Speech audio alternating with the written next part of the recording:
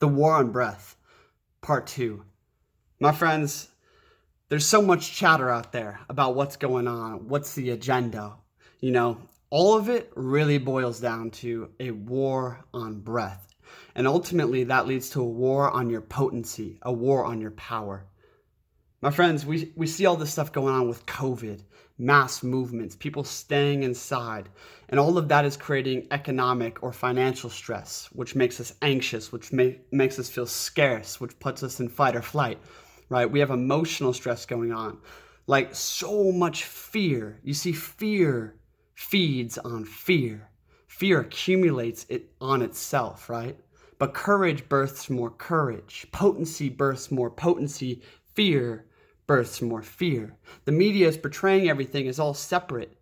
They're not showing us how people are coming together. They're not showing us this mass awakening going on where people are trying to take back their individual power, right? But because of this, the masses are being moved. And my friends, it ultimately comes down to a war on your breath and essentially trying to keep you in a locked state of consciousness, okay? By keeping you in shallow breathing patterns, anxiety, fear, like literally, I wonder how much media consumption and distraction has gone up in the past 3 months, like doubled, tripled. Think about it. Literally, it's just reaction to distraction. Instead of taking this time to work on our potency, to accumulate personal power, right? To work on that breath, to breathe deeper, to move our body into the parasympathetic nervous system out of fight or flight, right? What we're doing is consuming all this bullshit, trying to figure out what's going on. Here's the thing, my friends. With all of this happening, what happens is this moves the masses into a shallow breath pattern, a shallow thought pattern, right? And because of this, we're in a sympathetic nervous system. When we're in a sympathetic nervous system, it's fight or flight. It's us versus them, We're easily moved because we're reactive, okay? It's time to reclaim our power. There's a massive awakening going on Earth right now. We live in like the most insane time to ever incarnate on this plane, really. Like the most insane time where the polarities, the duality is going to show its face in full force, right? And with that, there's this massive influx of spiritual or etheric energy bombarding Earth. This is fires from heaven. This is, prophesized many times. And with that, these fires from heaven are descending down, raining upon us. And those who can breathe that in and integrate it, who are open because they're not in fear. Fear creates contraction in the body, right? It creates like adrenochrome is released, right? And the body is basically shut off from communion with the immortal energy, with the infinite energy, right? When we breathe deeply, move ourselves back into parasympathetic and let go of thinking all these thoughts that something else is feeding you, right? But actually go inside, slow down, and breathe deeply and charge up your potency. It's so hard not to move right now. When there's so much energy happening, there's so much energy moving inside of you in the world, it's a real test. It's a real test of character. Who can hold the power? Who can hold the power? There's 1,000,001 things you could do, 1,000,001 things you could go consume, but are you leaking energy, right? My friends, ultimately, energy is responsibility, the ability to respond. But if we're reacting to distraction, floating on surface levels of consciousness, on a surface breath pattern, right, in fear, a lot of different things, chaos in the internal being, we have no potency, we have no energy, because we have no respondability. We're not moving from our source, right? Therefore, we're easily moved. So to build energy is to build responsibility, meaning to get still and really go in and charge up and move the body into a more of a harmonious totality, move the being into a deeper place inside of you where you can actually start feeding on the higher influx of energies coming in, okay? When the gates of heaven open, so do the gates of hell, and earth descends to earth. Fire ascends to fire. It's like, what element are we feeding on, And with all this, getting back to like the locked consciousness idea, is this is a collective thing, right? By integrating these fires from heaven, we are leveling up quicker. We are integrating, we are charging up like on a much deeper level. And that's what they don't want happening. That's why all the media is going out there and they're keeping us in locked consciousness so the masses are easily moved. And when the collective consciousness is easily moved, it's hard to swim upriver, right? The lifeline, my friends, the lifeline is the breath. Breathe deep, breathe slow. Let go of all of these stories being played out everywhere, and reclaim your personal power. Here's the thing. When we lose our personal power because we have no potency, because all of our energy is leaked in reaction to distraction and fear, anxiety, like toxification, shallow breath, when all of our energy is leaked, we have zero potency. Therefore, we can't move with personal power on a sovereign will because we don't practice sovereign will. We don't have any personal power to move on. Therefore, we feel powerless. When we feel powerless, we want to join mass movements, right? We're easily swayed by things. We're easily reactive to anger because we're not practicing a sovereign principle. We're easily pulled to the poles. And in fact, when the collective, right, is getting very polarized, like we've seen with this Black Lives Matter movement, people holding up signs like if you're neutral, you're the oppressor, and things like this. It's like, no, if you're neutral, you're wise because you're watching, you're witnessing, right? If you're neutral and you're breathing deep and you have potency, you can actually harness and act on your own sovereign will. You can actually be a vehicle for a higher will through you. But if you're being manipulated by mind control, you're screwed.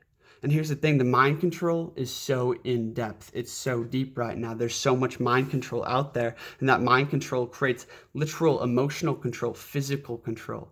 To reclaim your sovereignty, my friends, is to practice the sovereign or ruling principle within oneself.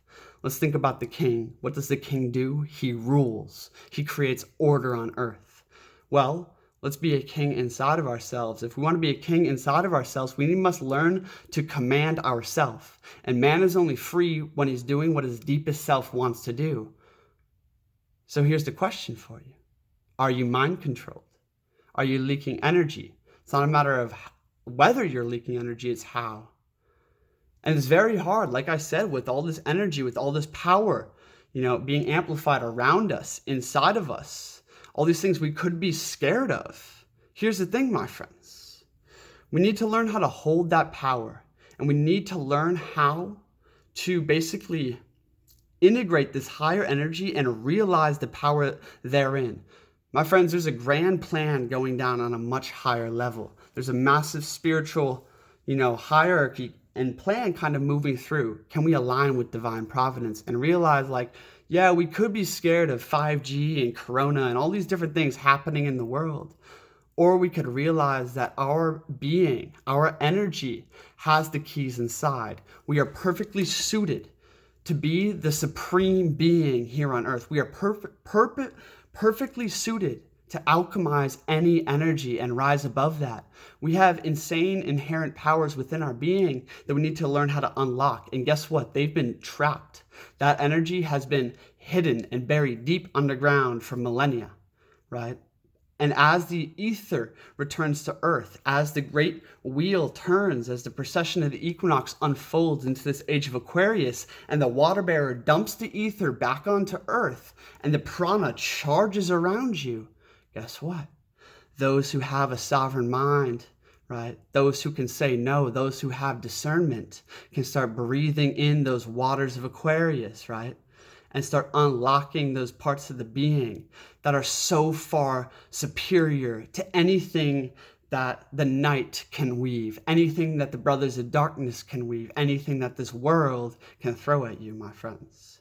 Can we have faith in our divine providence? And can we practice that sovereign or ruling part of ourselves by creating a deeper, a slower, a more full and harmonious breath pattern, a more full and harmonious way of fully inhabiting the body?